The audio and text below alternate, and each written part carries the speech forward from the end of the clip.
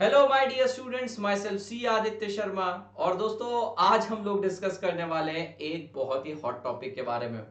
बच्चों के मन में इतनी जिज्ञासा जाग उठी है कि भैया, इकोनॉमिक्स फॉर फाइनेंस जो हमारा CA intermediate paper 8 part B है, इकोनॉमिक्स फॉर फाइनेंस, अब उसके भविष्य का क्या मतलब। सर, अभी जैसे कि न्यू सिलेबस के अंदर वो जाने वाला है सीए फाउंडेशन के अंदर, उसके सारे के सारे चैप्टर्स उन्होंने डाल दिए सीए फाउंडेशन के अंदर। तो अब ये जाता हुआ सिलेबस कहीं प्रलय की तरह हमारे जीवन में आंधी ना फैला जाए। तो बच्चों, मैं आप लोगों को बता दूं, यस, इस बार ऐसा हुआ था। मैं खुद मानता हूं कि पेपर थोड़ा सा अजीब आया था, ट्रिकी आया था, खास करके इकोनॉमिक्स और फाइनेंस का। लेकिन जिन बच्चों ने हमसे पढ़ रखा था, डिटेल कवरेज ले रखा था, they were able to attempt it well. पर बच्चों के मन में सवाल है, सर जाते समय बवाल ना मचा जाए। तो बच्चों, मैं आप लोगों को बता दूं, नहीं, paper is not going to be tough. मैं मानता हूं इतने टाइम से जो हम एक्सपेक्ट कर रहे थे, ट्रेंड पैटर्न, जिस टाइप के क्वेश्चन आ रहे थे, यूज टू हो गए थे, फेमिलियर हो गए थे, उस टाइप के क्वेश्चन आना सडनली बंद हो गए थे। और उन्होंने थोड़ा सा ट्विस्टेड पेपर पूछने की कोशिश करी, पर फिर भी बहुत अच्छी ट्रिक्स है मेरे पास, जिसके थ्रू आप आराम से इसके अंदर स्कोर कर सकते हैं। नंबर वन ट्रिक, बेटा आप यहां पर सबसे ज्यादा रिलाय करो अपनी न्यूमेरिकल स्ट्रेंथ के ऊपर। आप नंबर्स के ऊपर बहुत ज्यादा कंफर्ट लेकर ऑलरेडी बैठे रहते हैं, तो आप न्यूमेरिकल्स पहले सॉल्व करिए। बेटा, हमारे पास जो चैप्टर है, जैसे नेशनल इनकम हो गए, then we have public finance, उसके अंदर थोड़ा बहुत आ जाता है बेटा, वैसे तो बहुत कम ही आता है, उसके अंदर केस स्टडीज आ जाते हैं। Then we have monetary policy, जिसके अंदर से खास करके क्वेश्चन आते हैं इंटरनेशनल ट्रेड। मतलब कुल मिला के सभी चैप्टर में लगभग 12 से 15 मार्क्स के न्यूमेरिकल्स आते हैं, न्यूमेरिकल आप कर सकते हैं। इसके अलावा बेटा, इस पेपर को क्रैक करने के लिए ना एक्सटेंसिव कवरेज चाहिए, क्योंकि कहीं से भी कुछ भी पूछा जाता है, तो आपको एक्सटेंसिव कवरेज की जरूरत है। अब आप पूछेंगे एक्सटेंसिव कवरेज लेने में सर इतने सारे कॉन्सेप्ट को कैसे मेमोराइज करें, समझे, वैसे भी लैंग्वेज बहुत टफ है। ये बात भली बात ही जानता हूं, लेकिन एक अच्छी बात है इस पूरे के पूरे सब्जेक्ट के बारे में कि यहाँ पर आपको छोटे छोटे क्वेश्चन आते हैं, 2 मार्क्स के, 3 मार्क्स के। जो 3 मार्क्स के क्वेश्चन आते हैं वो बड़े स्टैंडर्ड क्वेश्चन रहते हैं, उसको आप आराम से अटेम्प्ट कर पाते हैं, क्योंकि उसके अंदर फीचर, कैरेक्टरिस्टिक्स, इस प्रकार के क्वेश्चन पूछे जाते हैं। लेकिन बेटा 2 मार्क्स के क्वेश्चन के लिए आपको कॉन्सेप्चुअल क्लैरिटी चाहिए, जिसके लिए आप मेरे चार्ट्स वगैरह भी फॉलो कर सकते हैं, उसके अंदर ऑलमोस्ट सारी चीजें मैंने कवर करके रखी हुई है। तो मैं अक्सर कहता हूं कि आप मेरे वो चार्ट्स पढ़ लेंगे और न्यूमेरिकल कर लेंगे, तो 40 में से 30 मार्क्स आप आराम से स्कोर कर सकते हो। यही नहीं, इसके अलावा बच्चों, मैं खुद समझता हूं कि इकोनॉमिक्स और फाइनेंस कम टाइम में आसानी से पढ़ के ज्यादा मार्क्स स्कोर करने का जरिया बनाया जा सकता है। तो मैं आप लोगों के लिए स्पेशल क्लास के अंदर ये पूरा का पूरा इकोनॉमिक्स फॉर फाइनेंस फिर से कवर करवाऊंगा। जब मैं आपको स्पेशल क्लास बोलता हूँ, उसका मतलब होता है फ्री में कवर करवाने वाला हूँ, उसके लिए आपको कोई चार्ज पे नहीं करना है। ये आप लोगों को प्लेटफॉर्म पर ही मैं कवर करवाने वाला हूँ।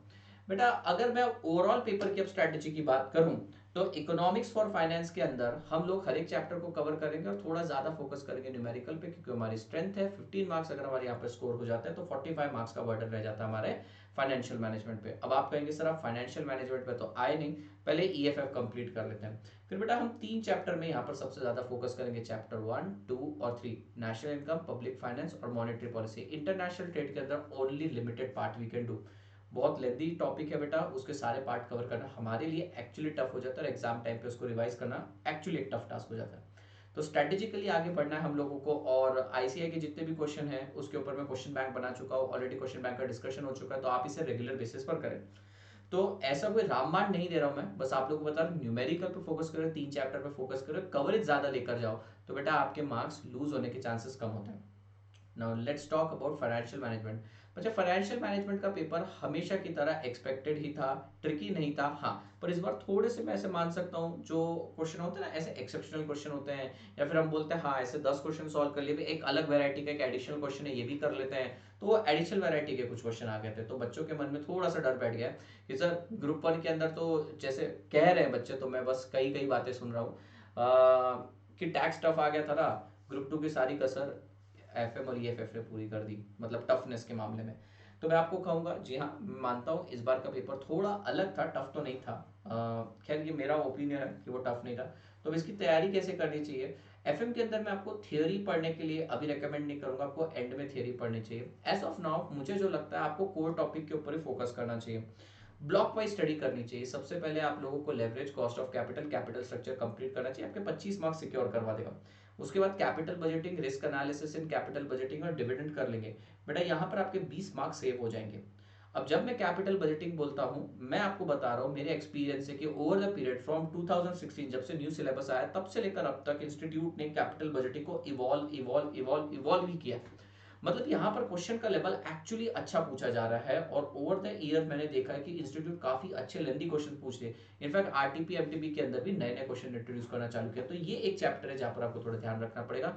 बाकी डिविडेंड डिसीजन और रिस्क एनालिसिस में आपको कोई खासा तकलीफ जाएगी नहीं। वर्किंग कैपिटल के अंदर वही स्टीरियोटाइप के क्वेश्चन पूछते हैं, बड़े ही नॉर्मल से क्वेश्चन पूछे जा रहे हैं। रेशो के तो भैया वही एक्सपेक्टेड क्वेश्चन है, ज्यादा वैरायटी भी नहीं। वर्किंग कैपिटल में बच्चों को एक्चुअली तकलीफ कहाँ जाती है, कुछ नए क्वेश्चन जो उन्होंने डेटर मैनेजमेंट में इंट्रोड्यूस किए। जी हाँ दोस्तों, उसके ऊपर भी मैं ऑलरेडी क्लास ले चुका हूँ, वो भी मैं कवर करवा चुका हूँ। तो ये करिए, मॉड्यूल का कवरेज पूरा करिए। अगर हम ऐसा माने कि सबसे ज्यादा इंपैक्टेड सब्जेक्ट कौन कौन से होने वाले हैं, तो EISSM और बेटा FM EFF, यहाँ पे लगभग 100 मार्क्स का पोर्शन जा रहा है। तो हाँ, इंस्टीट्यूट हो सकता है बेटा रही बची सारी कसर आपके ऊपर निकाल ले, या फिर ऐसा भी हो सकता है कि इंस्टीट्यूट को इस चीज से कोई फर्क नहीं पड़ता कि ओल्ड है या न्यू है, वो आपसे रेगुलर ट्रेंड में पूछेंगे। एक्सेप्शनल था पेपर, मैं जानता हूँ थोड़ा सा, पर हाँ ऐसा भी नहीं था कि बच्चा पास नहीं हो सकता था, आराम से एग्जामिशन तो स्कोर कर सकता था अगर उसने डिटेल में माइन्यूटली चीजें पढ़ी होती। तो अगर इस पूरे सेशन को मैं समराइज करूं तो समराइज इस तरीके से करना है, जाते हुए EFF से डरना नहीं है, इकोनॉमिक्स फॉर फाइनेंस से बिल्कुल डरिए मत।